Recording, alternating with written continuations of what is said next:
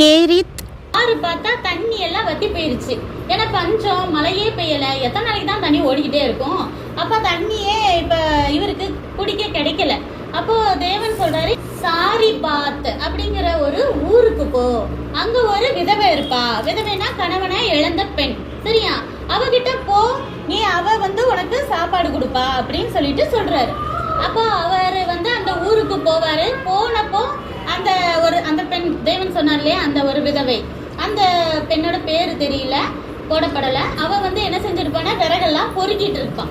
அப்ப அந்த பெண்ணிட்ட போய் கொஞ்சோண்டு தண்ணி குடுமா, தண்ணி தாமா இருக்கு அப்படின்னு எலியா கேக்குறாரு. அவ போய் கொண்டு வர போறான். அப்போ எலியா சொல்றாரு, பசிக்குது, எனக்கு அப்படியே அப்பமும் சுட்டு கொண்டு வா அப்படின்னு சொல்றான். அப்ப அவ ஏழை விதவை.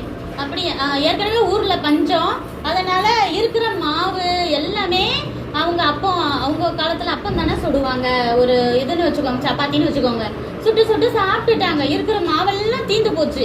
இப்ப எவ்வளவுதான் மாவு இருக்குன்னா, ஒரு பிடின்னா என்னது, இந்த இப்ப ஒரு கை அளவுக்குன்னு சொல்லுவோம்ல, அவ்வளவு மாவும் கொஞ்சம் எண்ணெயும் தான் இருக்குது.